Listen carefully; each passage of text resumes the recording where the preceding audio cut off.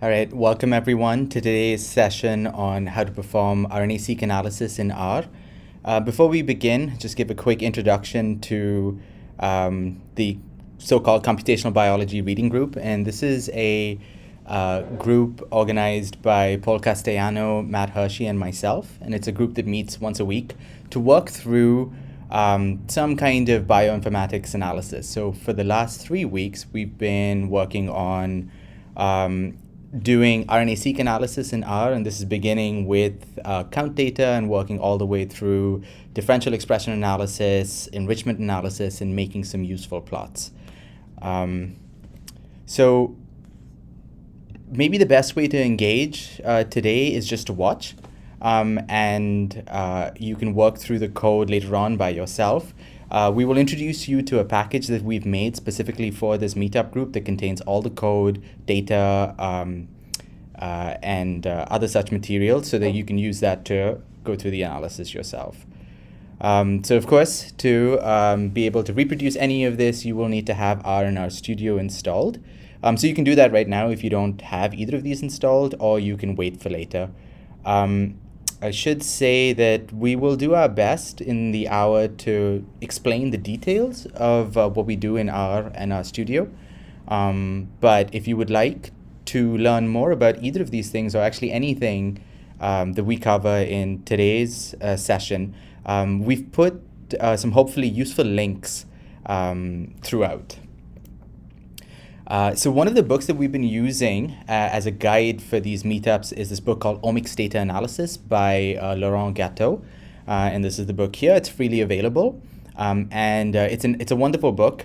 And in fact, much of the code that we'll be using today has been taken straight from this book with just a few minor modifications. So let's begin. So I'm just going to provide you with a very quick intro to RNA-seq analysis and what it involves.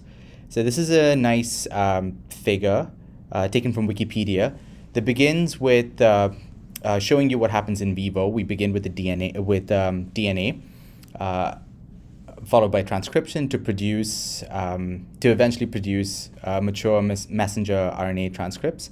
And then in vitro, those transcripts are taken and broken down into smaller, more manageable chunks, followed by reverse transcription to produce some double-stranded, more stable cDNA fragments that are then sequenced. And these sequences are then aligned to a reference genome to produce what are known as counts, or count data. And we can use these data to either perform differential expression analysis, which is what we'll be doing today, or we can even use it to do more sophisticated things like splice variant analysis. I should say that there's obviously a lot involved in this pipeline, and we'll be skipping the vast majority of it, and we'll be going straight to the count data, the raw count data, and we'll be using that as a starting point. I should pause and say that if there are any questions, please ask in the chat section that is being monitored, and you should hopefully get an answer. If not from me, then from Dr. Hershey. All right. So today we'll be going through, so I mentioned we start with this count matrix of raw count data, and these are the various steps that we'll be going through today. There are many packages that we could use to perform RNA-seq analysis. Today we'll be using the popular DE-seq2 package, and these are the various steps that it performs, and I will provide a brief description of each of these steps once we get to them. And with that, I am now going to switch over to our studio. So again, if you're following along, you can either just open up our studio as is, or you can open up our studio and set up a project. And opening a project is really easy. You just go to File, click on New Project, and choose a directory, and give your project a name. So as you can see, I'm already in a project called CBRG_meetups, and this is a project that I've set up specifically for these weekly meetups. Okay, so we're in RStudio right now, and the first few commands we'll execute those commands in the console. So the first thing to do is type this in, remotes. Now you might not have the remotes package, and in that case you can install remotes. Actually, let me remove this. You can install remotes, which is on the CRAN repository, by just going to Tools, Install Packages, and if you just type in remotes, you'll find it, and you just click install, and it gets installed. I'm going to skip that because I already have it. So we type in remotes, and then we do : install _GitHub, and we'll be downloading this package that I mentioned that was made specifically for this meetup. So we do duke cct/cbrg.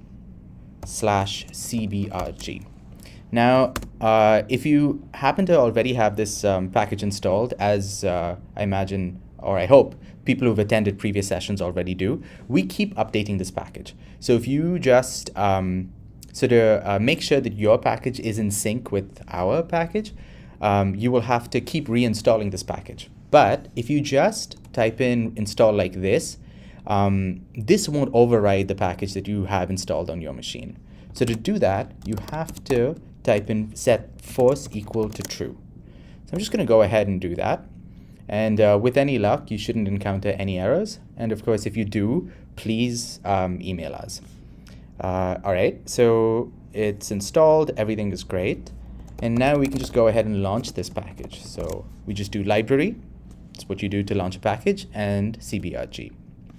All right, so cbrg this package has a few useful functions.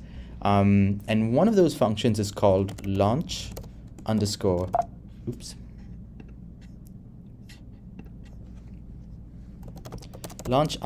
project. So we have what is known as a project associated with each meetup. And actually, I'm just going to go ahead and run that. And so all that is it opens the corresponding R Markdown file associated with the given meetup. So everything we do will be in R Markdown, just because it's more powerful to do things in R Markdown than in an R script. And as a little bonus, at the end of this session, I will show you the kind of output of this R Markdown file. So as if you're familiar with this, you know that you can knit an R Markdown file, and it can produce another file of another type. So it could be a Word doc or a PDF file or an HTML file. And this one, if you knit this, will produce an HTML file that you can see here. And we'll take a look at that HTML file later on. That can serve as a guide for you as a reference for you to look at if you're interested. All right, so we have this here, and we have a big setup chunk. And so we'll be installing packages both from CRAN and from another repository called Bioconductor, which is the major repository for packages that are useful for computational biologists. And this is all code written by my colleague Paul, so it's very nice and clean. So if this is your first time using it, or in fact, even if it isn't, you can just go ahead and press play, and it will run through all of these. It'll check to see if you have any of these packages, and if you don't, it will first install them and then load them. Since I already have these packages installed, I'm just going to go ahead and manually, one by one, line by line, load these packages. So it's 1, 2, 3. And I'm keeping an eye on my console just to make sure that nothing is going wrong. And so far, so good. And so I have all the packages loaded that I need for today's session. And really, the only two truly essential packages for today, well, at least for the first part of the analysis, are this first package here. And this is the package. This is a package that's associated with that book I mentioned a few minutes ago. And it contains data that we will be using. And of course, the DE-seq2 package. These additional packages will help with additional analysis. So we begin this Markdown file after the setup chunk. We can see that there are a few lines here. So I've just included what I hope are some useful resources. So there's a link to the relevant chapters in this book that I mentioned.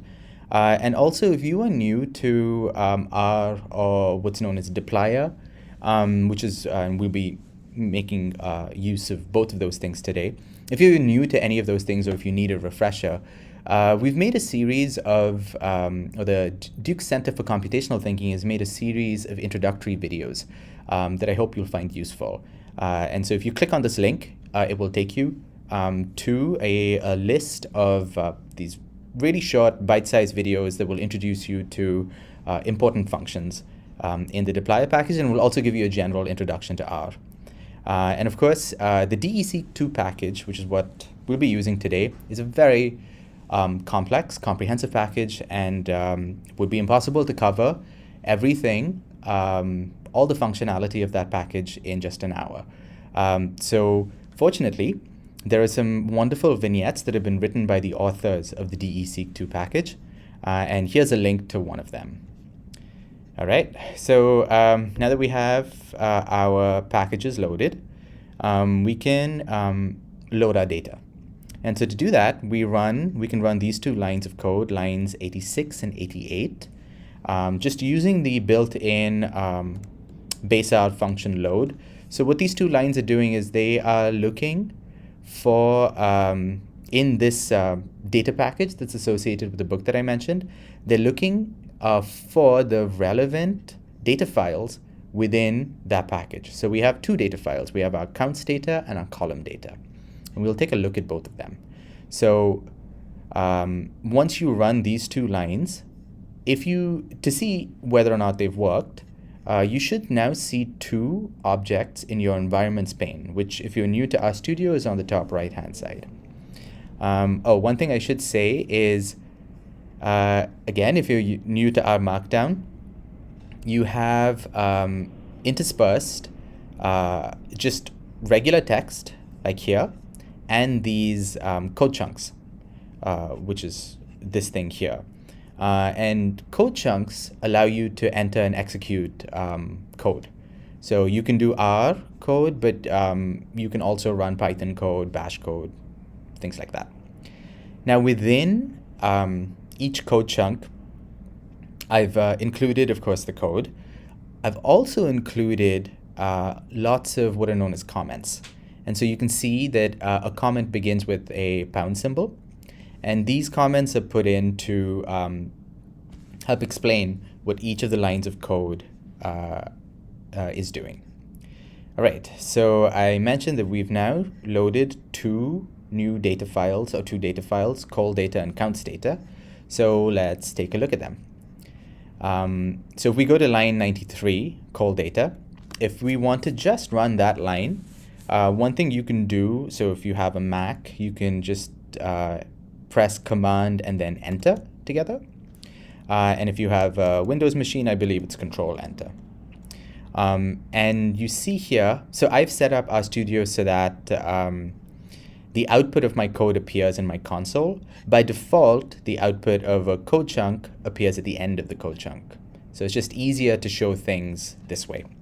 So you can see here that when I run call data, it's a very small data file. You can see that it contains these rows that correspond to, in this case, there are 6 samples associated with this experiment. And then it has these 3 columns. Cell and type aren't particularly informative because they're all the same. But condition is, we can see that we have 3 that are mock and 3 that are knockdown.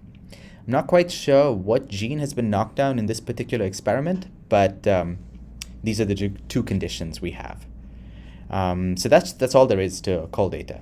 Now the counts data, that's much bigger, as you can tell.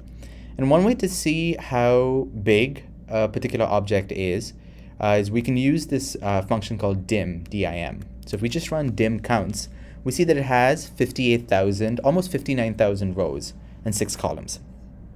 And to get a sense of what these rows and columns contain, we can apply the head function to this counts data. If we run that, we see that we have, again, 6 columns. Oh, actually, we have 6 columns corresponding to the 6 samples. And then these first few entries show us that we have gene symbols, ensemble gene symbols. And the entries are just the raw counts. So if you compare this to the call data, which I'm going to run again, I'll just expand my console, you should notice that the columns of the counts object are the same, correspond to the rows of the call data object. And this is important. So now that we have these two objects, what we need to do to use the DE-seq2 package is we need to convert this into what's known as a DE-seq dataset object, which I'm just going to call a DDS object. So that's in this second code, the next code chunk here, the one that starts with construct a DE-seq dataset object. So let's go ahead and make this object, and then we'll take a look at this object to see what we've done. So to make this object, we can use this function called DE-seq dataset from matrix. That's a mouthful, but fortunately this function just requires 3 inputs. We need our count data, so count data equals counts, a column data, so call data is equal to call data, and then we need to specify this thing known as a design formula. So in this case, it's design equals tilde condition. Now this design formula will be familiar to you if you have used R to do any kind of, like, for example, regression analysis.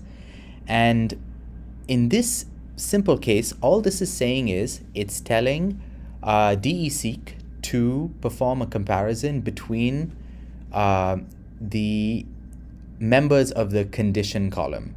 So meaning it's asking DE-seq to perform a comparison, statistical comparison between the mock values and the knockdown values, because those are the 2 entries of condition.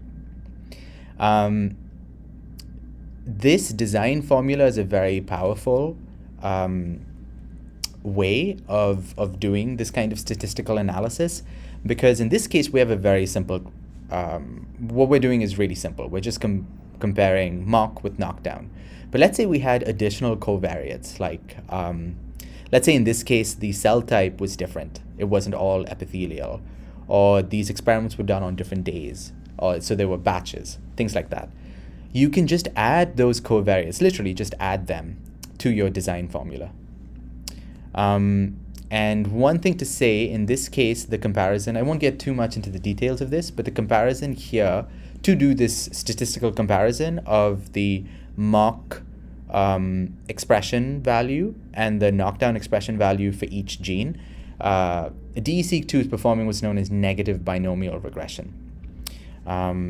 So I'm going to just create this DDS object, and then I'll go back to a little bit about what this negative binomial regression is and why we do this instead of, for example, just regular linear regression. All right, so it's made this DDS object. So before we take a look at that DDS object, let's first try to learn a little bit about what this gigantic function, this DE-seq dataset from matrix function, does. So to do that, to find out what any function does in R, you just type in question mark, enter question mark, and then the name of that function. So in this case, I could just go ahead and type in question mark DE-seq dataset from matrix. But this style of coding, where you put the name of the package, then colon, colon, the name of the function, is a more robust way of writing code. It's more verbose, but also more robust. So I'm just going to go ahead and run that. And you can see on the bottom right-hand corner in the help pane, there's a lot of information about what this function does. The thing that I want to draw your attention to is this first line that says DE-seq dataset is a subclass of ranged summarized experiment. Now, and range summarized experiment in turn is a subclass of what's known as a summarized experiment object. Now, if you are unfamiliar with this, this can seem like a strange data type, and we'll actually take a look at it in a second. But this kind of format of this the summarized experiment object is universal to all the omics types the bioconductor uses, and it's a very efficient and effective way of handling this kind of complex multidimensional data. Let's take a look at this object to try to get a sense of what that really means. So to see what this DDS object even is, you can just run it. And in the console, you see it just gives you some useful information about this object that you just made. It tells you that, for example, it has this assays information here. So this DDS object can take on, in this case, we just have one count matrix, but maybe you did multiple experiments, so you have multiple count matrices. This object is kind of rich enough to include all that additional information. So in this case, we just have one counts matrix, so it's just one assay. And then has some information on row names, column names, and so on. Now, if you click on this DDS object in the environment pane just to see what it looks like this. Now, this is unlike a matrix or a data frame or vector, any of the things that are more common in R that you might have come across. So this is what's known as an S4 object. An S4 object has these various slots. So these play buttons correspond to different slots. And each slot in turn has some more information. So you can see that it's a very complex object. Fortunately, actually before we get to that, if you wanted to inspect data from these slots in your DDS S4 object, there are some kind of clunky, verbose ways of doing it that aren't particularly intuitive. I'll just show it for the sake of showing it. So for example, line 120, if we ran this line, DDS at call data, so to extract information from a particular slot, you use the at symbol. So if we run that, we see that we now have a familiar column data.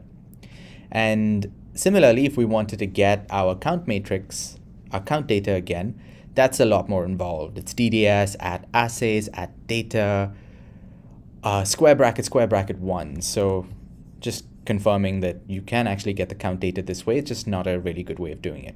Fortunately, built into these packages are some useful functions to deal with these summarized experiment objects, these DDS objects. So if you wanted to get that count matrix data, instead of running line 121, which is almost nonsensical, there's a function called counts. And so all you have to do is counts DDS, and since I just want to see the first few entries, I will apply head to it. So if we run line 125, we regain our counts data. And similarly, if we wanted to see our column data again, there's a call data function seen here on line 129. All right, so we have our count data, we have our column data, and what we did now is we put those two sets of pieces of data into one object. Now, why did we do this? There are a few reasons. One, it's now nice that we have these two different pieces of information in one place. Second, this kind of object is essential for doing the DE-seq analysis, so we have to make this object anyway. And third, which we won't be showing today, is these S4 objects make it really easy to coordinate between different parts.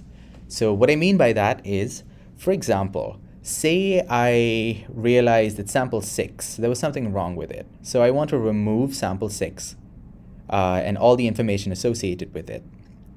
I could actually just go ahead, I'm not going to do it now, but I could go ahead and remove sample 6 and from the column data.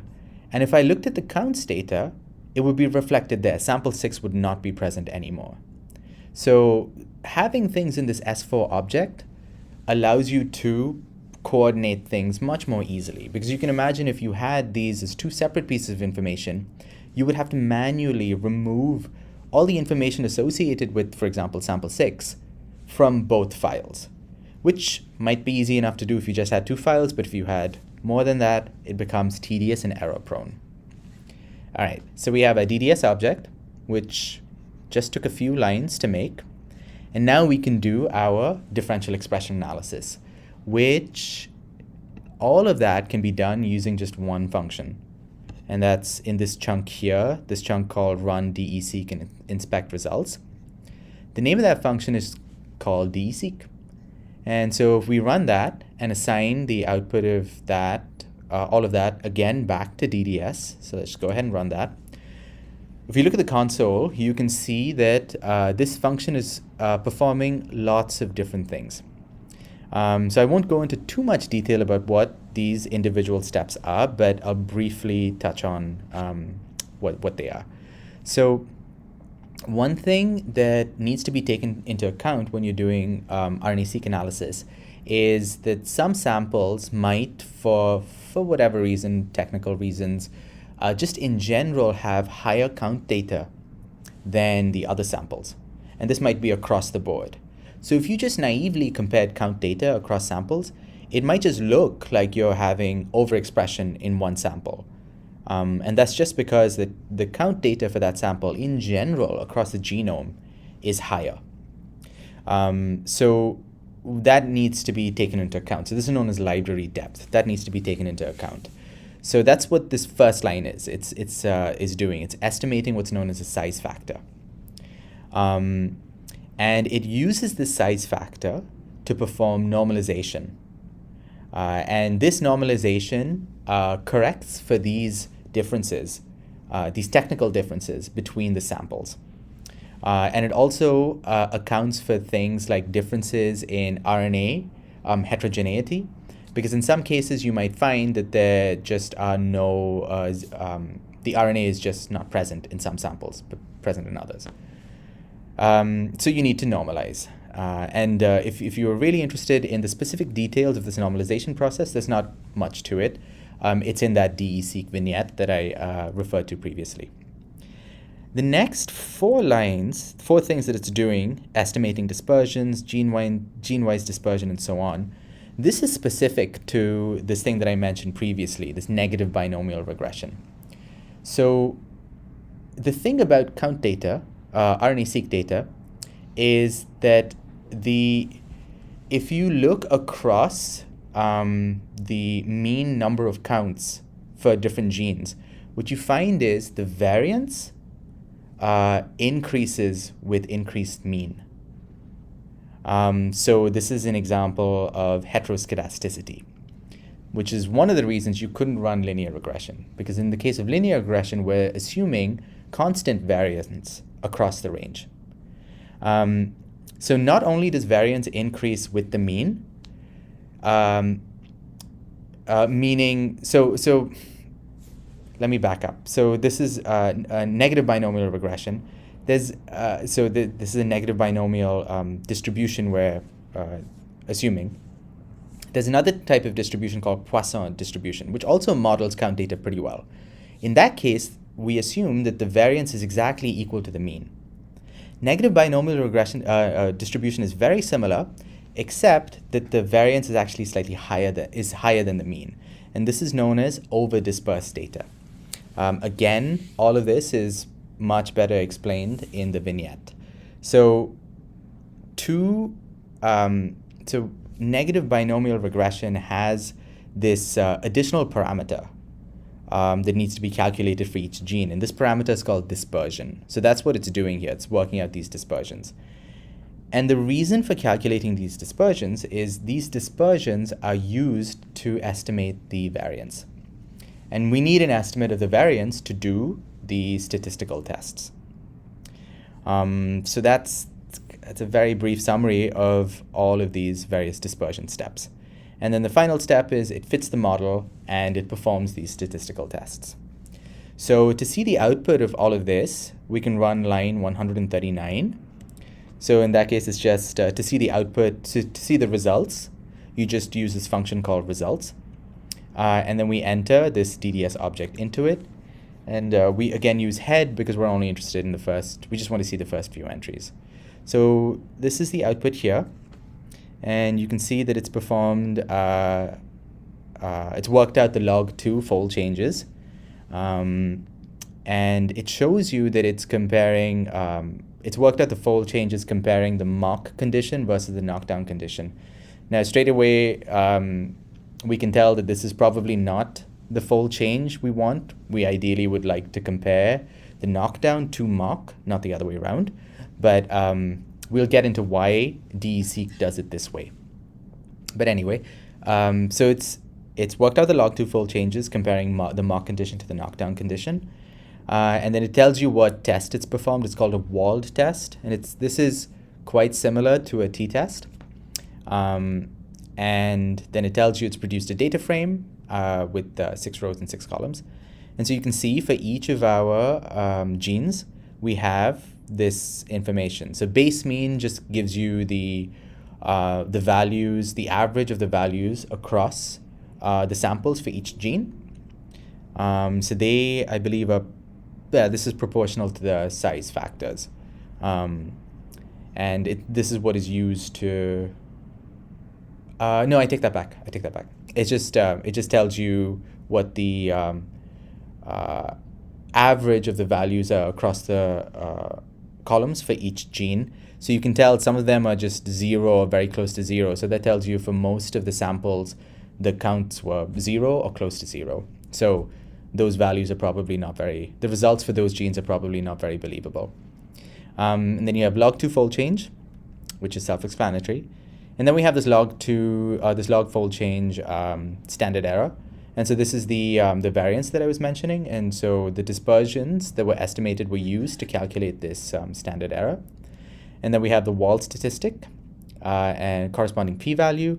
And finally, we have an adjusted p-value because, of course, this is omics data. We're making tons of, we're making multiple comparisons, so that needs to be corrected for. So in this specific case, the approach used is Benjamini-Hochberg, which is quite common.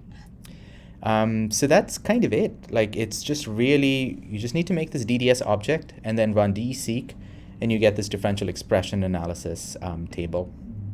Now, one thing I mentioned was it's comparing the log fold change of mock to knockdown. We wanted to do it the other way around. So let's first work out why it's doing it this way, mock to knockdown, and not the other way around.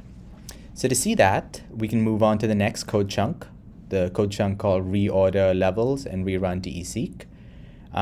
So if we just look at DDS, which is the object that we've made, $sign condition. So let's just run that. And we see here that this shows you the entries of condition, which, as you know, are mock, mock, mock, knockdown, knockdown, knockdown. And it has this additional information here, levels. And the reason it has this additional piece of information, this levels information, is because if we run line 147, if we look at the class of this column, we see that it's a factor. So factors are categorical variables that have these so-called levels. So it's a way of specifying, this is useful because when we're performing a statistical test, we want to compare one thing to another thing. So these levels dictate how that comparison takes place. So in this case, if we look at levels, we first get knockdown. So we can think of that as a kind of base or lower reference level. And the second one is mock. So mock is the next level. So we're comparing the next level to our base level. And the reason it does, it chooses knockdown or KD as the lower level is because K comes before M. So R does things alphabetically. So what we can do, and so I've put in all of that information as comments here from lines 149 to 153. So what we can do is we can just reorder or re-level this factor. And to do that, if you look at line 154, we have this factor function, and again, call data $sign condition to get the relevant factor variable. We do comma, and then we have this additional parameter called levels. And so we do levels equals, and we use this concatenate or combine function to give it 2 entries. And this time we specify that mock comes first, meaning that that's the one we're comparing to, and then knockdown. And so if we run all of this, and we need to remember to assign this to this condition variable. So that's easy enough. We just assign this to call data $sign condition. We run that. We can just check the levels again. So to do that, we can just basically rerun call data $sign condition. And now if we see, we compare this to what we saw earlier. instead of KD mock, we now have mock KD. So everything is in the right, so things are now in the right order. So now that we've done that, all we have to do is rerun what we did previously. So we do this, we again run this DE-seq dataset from matrix function, assign it to DDS, we run DE-seq again, and we see that it's performing these various steps. And then we use the results function to get the results table. We assign it, in this case, to an object called res. And we take a look at the first few entries of res. We see that it's very similar to the results table we saw previously, except this time it's comparing knockdown to mock and not mock to knockdown. All right, so that's it for the differential expression analysis part, at least the first part of that. So I'm going to quickly move on to this one really useful plot. So this is a really useful visualization function called plot MA. So I'm just going to go ahead and run it and then discuss what the plot actually means. So we see here on the y-axis we have our log fold change, and on the x-axis we have a mean of the normalized counts. So you can see as you go across, so as you get to genes with higher and higher mean normalized counts, you see that these dots, and the dots here correspond to individual genes, they start to get closer and closer. They start to cluster closer and closer. So this plot shows a fanning out of these log fold changes for low count genes. So either very high or very low. And so in this case, I should also say that the dots, the blue dots are genes that have an adjusted p-value less than 0.1, and the gray dots have it above 0.1. So what this is meant to show you is that genes that have low counts, the corresponding log fold changes tend to be much noisier. So they kind of spuriously produce these artificially high or low fold changes. And that's just an observation with this kind of count data. So one way to deal with this is to just apply an arbitrary threshold and then just get rid of genes that have a lower normalized count compared to that than that threshold. Obviously, the disadvantage of using this approach is that you get rid of lots of potentially useful information. Another more sophisticated approach is to do what's known as log fold change shrinkage. So that's this chunk here, line 177. And in this case,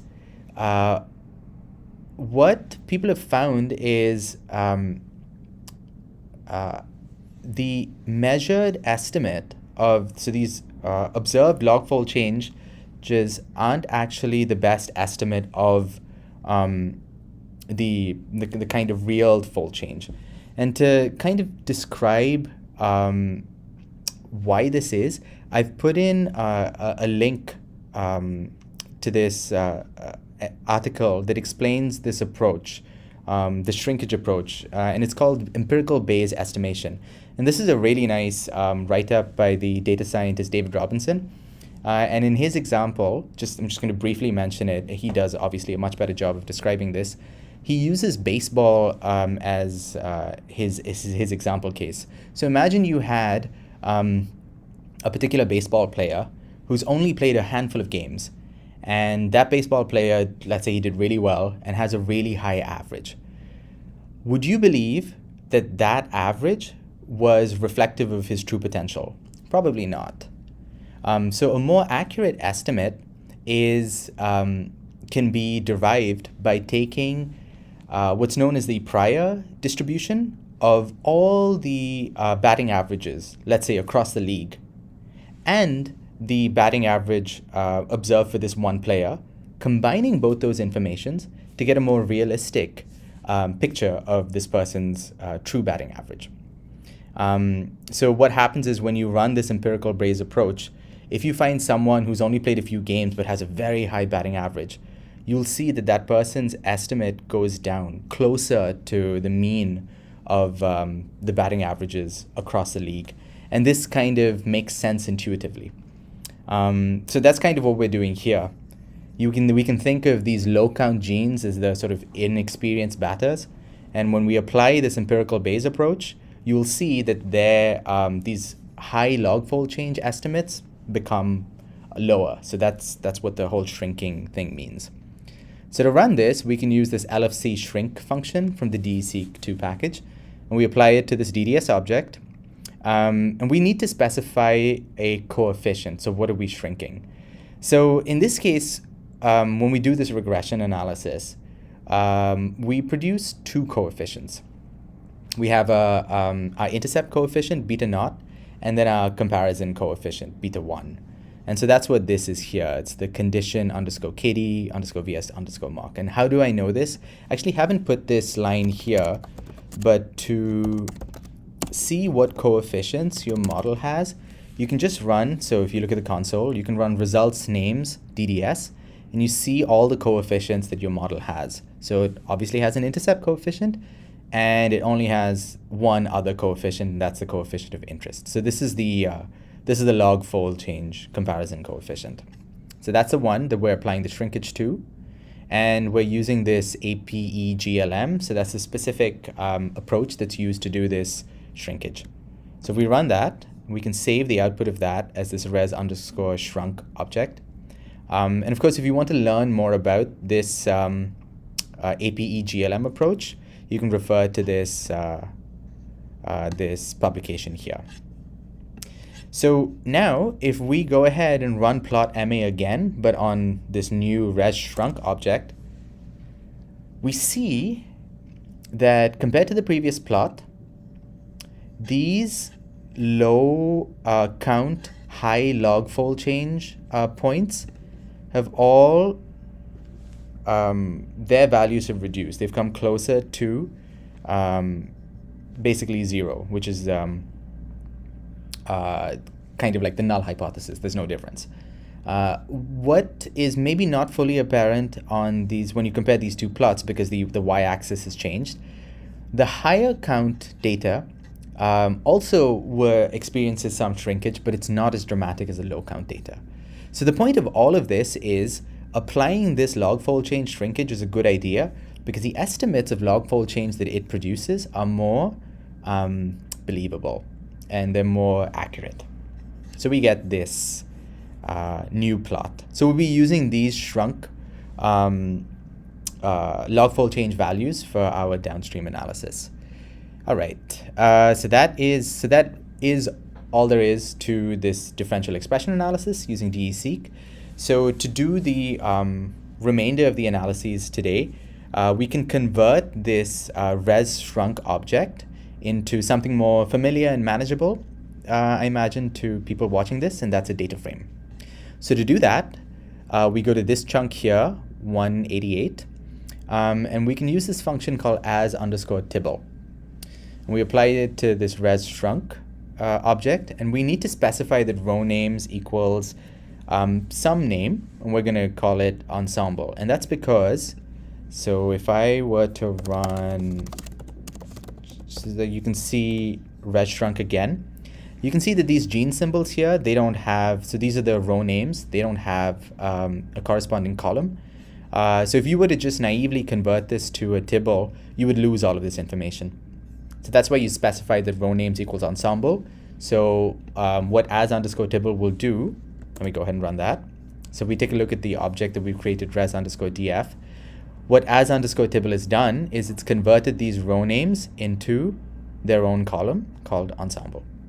So we have this now nice, familiar data frame. One thing to notice is there are lots of missing values. And so especially in the adjusted p-value column and p-value column. And that's just because for a lot of these, as I mentioned, a lot of these samples and genes, they just have 0 values for their count data. So obviously you can't do a statistical test. I should say that statistical test produces an NA for the p-values. One way to get rid of those values is, if you go to line 197, I'm just going to reduce the console here, line 197, you can do res_df and pipe it into a filter function. So actually, I'm just going to be more thorough here and specify that this filter function is coming from the dplyr package. And we can do this, this kind of clunky way of doing it. I'm actually going to skip this line because there's a better way of getting rid of the NA values. We can go to line 201.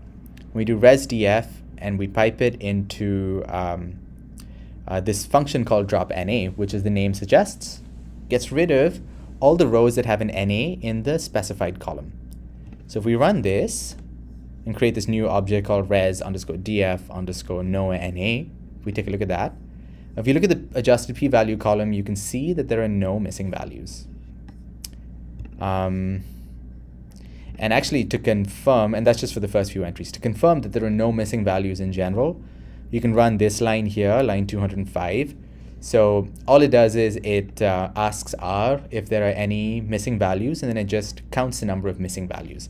So if we run all of this, we get, or we should get, a 0, which we do, so that's great. And I'm just going to override the res_df object with this. So now res_df itself has no missing values in the adjusted p-value column. So that's kind of like a little bit of data cleaning. So the sky's the limit now in terms of what we can do. So in the last 15 minutes or so, I'll just quickly go through some useful things we can do. And I will kind of go through this a little bit quickly. Of course, if you want to really understand what each line is doing, the best thing to do is to actually run it yourself and see what's going on. And if you want to know more about it, you can refer to some of the previous meetup videos where we go through these this code line by line. So for example, one really useful plot to produce is the familiar volcano plot. So that the code for that plot is given here on lines 214 to 221. And again, I'm just going to really skip the details of all of this, but the code, as you can tell, is pretty straightforward. Or even if it's not straightforward, once you become familiar with it, you will realize that there's not a huge amount to it. And so what we plotted here is a log fold change on the x-axis and the negative log 10 of the adjusted p-values on the y. And there's this really clever little line here. Not my line, I got this from the book. You can specify the color parameter to be equal to this. And what this means is this just basically creates a bunch of trues and falses. So trues, if they meet this condition of being less than 0.05 adjusted p-value and above an absolute log 2 fold change of 1, and a false if it doesn't meet this condition. And so ggplot automatically colors all the true points blue and all the false points pink. So you get this nice, it's immediately apparent what the quote-unquote significant points are, or the points of interest are.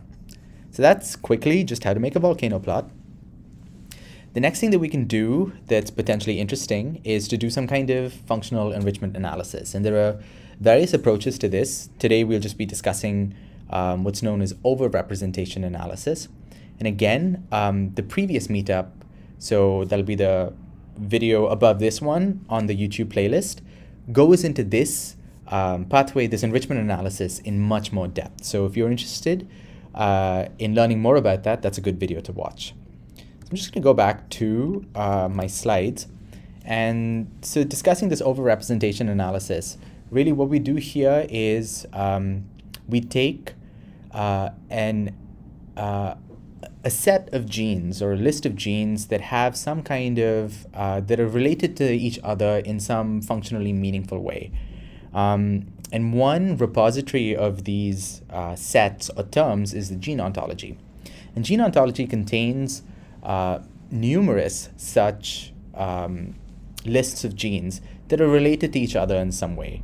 So at the very top, the broadest Go terms, there are three broad Go terms. One is called molecular function, and this has to do with various functional activities of genes. Another is called biological process, and that's associated with a specific biological role, like, for example, sets of genes that are associated with photosynthesis. And then finally, we have cellular component, And this has to do with genes that are obviously associated with a given cellular compartment. And this is kind of what, and all of these Go terms are arranged in a sensible hierarchy. And so this is an example of the Go term hexose biosynthetic process. And so you can see that's here. And that's a very specific Go term. And you can see it's related to broader Go terms that reside above it, like this. And this goes all the way up to these three most broad Go terms. So overrepresentation analysis, what it does, the question it's asking is, for example, this particular Go term, hexose biosynthetic process, are the genes associated with this Go term overrepresented in my list of genes? Meaning, am I seeing a higher than expected number of such Go term genes in my list? And that's it. It's a pretty, it's an intuitive approach, and the tests that are done to statistically evaluate this are quite simple. An example of such a test is the hypergeometric test, and there's lots of information online about the details of this test. And so we can now go ahead and actually try to perform this analysis. So to do this, I'll be using another package called Cluster Profiler, I believe. And this package requires that the genes have entree IDs. So sometimes this can be a little bit tricky. So you have your results table here, but let's say in this case you just have the ensemble gene IDs, and the tool that you want to use requires let's say entree IDs. What do you do? So fortunately, there are lots of packages that allow you to convert from one type to another type. So we'll quickly take a look at how to do that here.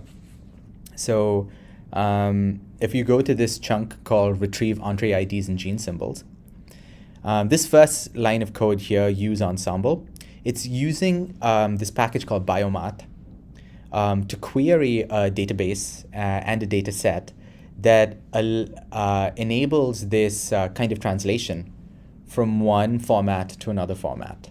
So the first step is to run this use ensemble function. So you need to connect to a particular biomat database and dataset. So the biomat dataset is just called genes, and the dataset is Homo sapiens gene ensemble.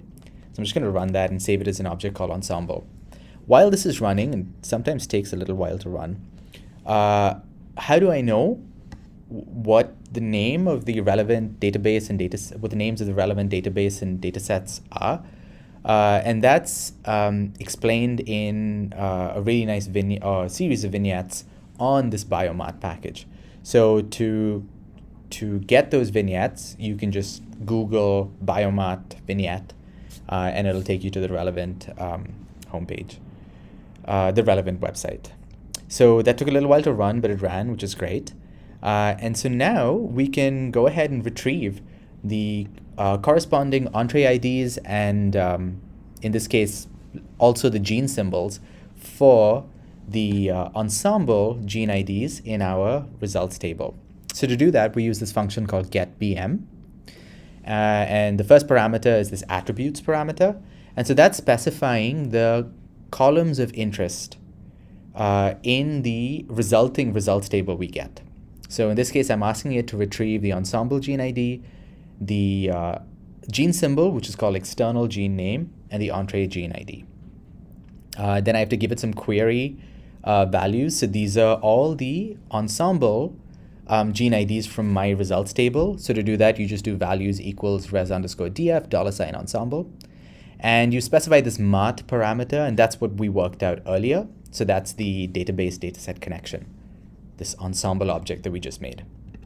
So if we run all of that and assign it to this object called ensemble to entree, if we click on that object, we see that we have this table here that has the ensemble gene IDs, the gene names, and the entree IDs.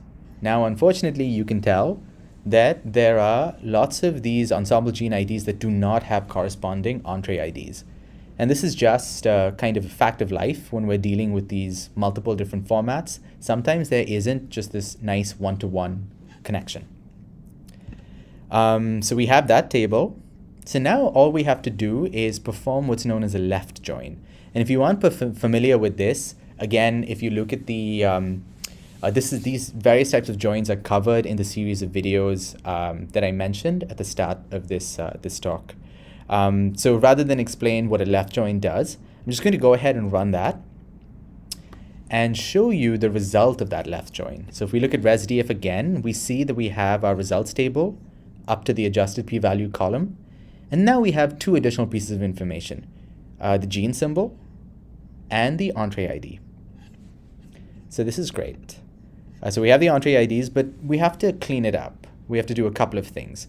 One is, I mentioned we have missing values for some of these entree IDs. So to do that, we can just, again, use the drop NA function that we introduced a little bit earlier. So that's on line 255. So I'm just going to run that. And another slightly annoying thing is not all of these entree IDs are unique. So one way to see if there are unique values for a given column is to run these two lines of code, 259 and 260. So this first line of code is just asking how many unique entree IDs are there in res_df. And so I see there are 13,711. So I compare that to just the total number of entree IDs, and that's 13,730. So there are a few cases in which the same ensemble, or for whatever reason, there are duplicates entree gene IDs in my results table. So there are various ways of dealing with this. Like we could combine the information of those common entree IDs. We could pick the most variable across the samples. In this case, I'm just going to rearrange my results table so that it's in descending order of adjusted p-value, and then pick the kind of more significant of the various duplicates. So that all of that is done in these lines 263 to 265. And now I get this ResDF object, and on line 268, I can confirm that all the entree IDs are in fact unique. I should get a true if that's the case, and it is the case. All right, so we only have 3 minutes to go. So as you can tell, a lot of what you have to do is really just kind of data cleaning and getting relevant information. The actual overrepresentation analysis itself, once you have your data frame in the right format. I have a question here.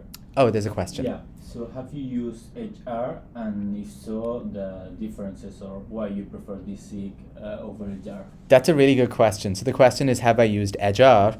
A little bit. I'm very vaguely familiar with it, but I have been I spoke to a biostatistician about this, and he said that originally, so like 5-6 years ago, HR and DSeq were actually had quite a few differences, but as time goes on, they seem to be converging to a kind of like best practice. But that's a really good point. I don't think there's an objective reason to use DSeq2 over HR. I think it's just preference. And to add another layer of complexity, there's another package called limma-voom that uses a different approach to do RNA-seq analysis. But I would recommend that you go through the documentation to kind of compare these. But yeah, thank you for that question. So just quickly in the last 2 minutes, to do this overrepresentation analysis, we now need kind of a list of genes of interest. So in this case, I'm just going to say that the genes that I'm interested in, so that's on line 275, are genes that have an adjusted p-value less than 0.05 and a log fold change greater than 1. I'm going to do this, and I'm going to use this function called pull to just literally get those entree gene IDs. And so I now have this character vector called siggenes. If we take a look at it, you just see that it just contains these entree gene IDs. Now, just quickly, this is one criticism of overrepresentation analysis, is how do you choose your query list of interesting, quote-unquote, interesting genes? So that's where you could argue that another approach, gene set enrichment analysis, is maybe better. because you use information for all your genes as input, but that was covered in the previous meetup if you're interested in that. Okay, so now to do overrepresentation analysis, we can use this function called enrichGo. And so we need to provide it with our list of genes of interest. So those are what we call our significant genes, making sure that they're, we have to use this as dot character. It produces an error if you don't specify that this is a character. So that's gene equals. We have to use a specific bioconductor, I forget what they're called, bioconductor annotation data package for the relevant organism. So in this case, that is human. So we use this org.hs.eg.dbe. And this is one of the packages that we loaded at the start of, at the very start. We need to specify a universe. So this is kind of our background set of genes. So this is just simply all the genes that were in ResDF. We need to specify an ontology. So these are one of the 3 domains that I mentioned previously for Go. So this is MF, molecular function. And then readable equals true. If we set that equal to true, then we get the corresponding gene names for the gene IDs. So if we run all of that, that'll take a few seconds to run. I'm just going to be, it'll just be another, hopefully 2 or 3 minutes. All right. We have this go_aura object that we can see in our environments pane up here. I'm just going to minimize this. And again, we see that it's another S4 object. We can look at just the first few entries by typing in head go_aura. And we see that we have, for each of these various Go terms, we have a description of what those Go terms are. And then we have the gene ratio, so how many genes of interest were associated with this term. How many genes associated with this term are in our gene list of interest. And crucially, we have an adjusted p-value that shows you how significant is there an overrepresentation. And so obviously, if it's a very small p-value, then there's good evidence that there is overrepresentation. So just to end it, like in the last 3 minutes, I'm going to show you, so there are various ways to do overrepresentation analysis. I really like this cluster profiler, and that's because it allows you to easily make really nice plots. So for example, this dot plot here, so it's go_aura, you pipe it into dot plot, and the functions in this package work really nice with ggplot. So you can modify your plot really easily. So you can get something like this nice dot plot that arranges the various Go terms in descending order of gene ratio. So you get, it's apparent what terms come up as significant, or at least interesting. And there are various other, you can very easily make heat maps, what's known as an upset plot, things like that, using the relevant functions from this package. To end, my colleague Paul added these lines here that show you how you can do it yourself, how you can extract information from go_aura, the go_aura object, and using dplyr and ggplot make this. Now, given that we have gone over, I really wanted to spend a little bit of time talking about some of these more arcane, interesting R functions, but we really don't have the time for that. So if you want to know more about it, it isn't super, I at least think, it's not super simple to understand what these functions do. If you are interested, please email me.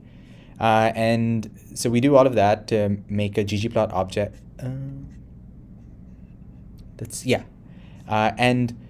We can use this package called Plotly. If you're not familiar with it, Plotly is this really rich package for making these beautiful interactive graphs. But unfortunately, Plotly has its own language that's quite different from ggplot. So it's another set of things to learn. Fortunately, there's a function called ggplotly that very easily allows you to convert a static plot to a somewhat interactive plot. So you can see Paul's code has produced this beautiful plot here that is very similar to the dot plot we made previously, just a different way of visualizing the data. And you can see when I hover my cursor over the bars, I get other relevant important information. So that's it. I apologize for going over time. The very last thing I want to show is when you knit this object, you get this HTML file. So I'm just going to open this. And you can see here we have all the code along with the output. And it's nicely organized here, so you can jump around between different things. And it also includes links to relevant places that give you more information. So hopefully, I will send this out in an email. And if you don't receive it, please email me. Hopefully, you can use this as a guide for your own RNA-seq analysis. And with that, I'm done. Do we have any other questions? All right. Thank you so much for watching. And as I said, if you have any other questions, please email us.